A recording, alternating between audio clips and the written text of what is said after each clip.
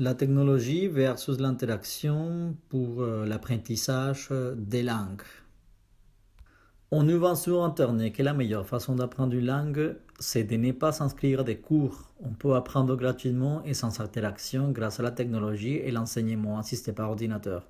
Par exemple, le logiciel Duolingo nous invite à apprendre une langue gratuitement pour toujours.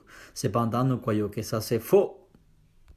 On croit que la technologie est un seul outil sur Internet. Nous oublions que le répertoire est si ample que nous avons un éventail de techniques en fonction de l'acceptation et l'intérêt des étudiants.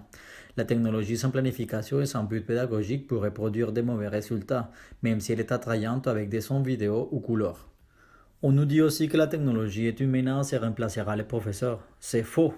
Rappelons que la technologie n'est le cœur d'aucune méthodologie d'acquisition. Elle est un outil dont les professeurs se servent pour en tirer des avantages dans leur pratique pédagogique selon les conditions et les objectifs d'apprentissage. Un cours en ligne devrait promouvoir l'autonomie, le recyclage et la pratique des sujets traités. Aussi évaluer et démontrer aux étudiants les progrès dans les cours.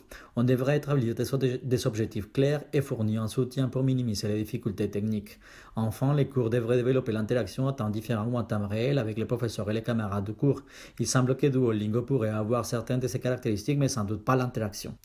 Diverses disciplines des sciences cognitives ont montré l'importance des interactions sociales. Lorsque l'interaction se produit entre l'étudiant et un autre interlocuteur, il en profite pour le développement de ses connaissances langagières. Le comportement langagier des locuteurs se nourrit des interactions passées qui évoluent grâce aux interactions en cours, ce qui contribue à nourrir les comportements langagiers à venir. De même, les structures du langage émergent des expériences personnelles, des interactions sociales et des processus cognitifs, ce qui signifie que c'est en communiquant que se forment et s'établissent des régularités qui peuvent aussi se modifier et évoluer. Dans le domaine de l'enseignement assisté par ordinateur, aucune recherche empirique n'a été trouvée qui affirme le développement de la compétence de communication sans interaction. Nous partageons l'avis des chercheurs pour affirmer qu'il n'existe pas une technologie qui soit la mieux adaptée à l'étude des langues. Au contraire, il existe un répertoire d'outils technologiques qui peuvent être exploités efficacement ou autrement, jusqu'à la fin de l'apprentissage d'une langue ou pendant son processus d'acquisition.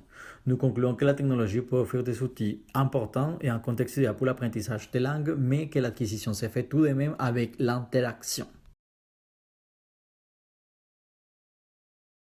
Created using Powtoon.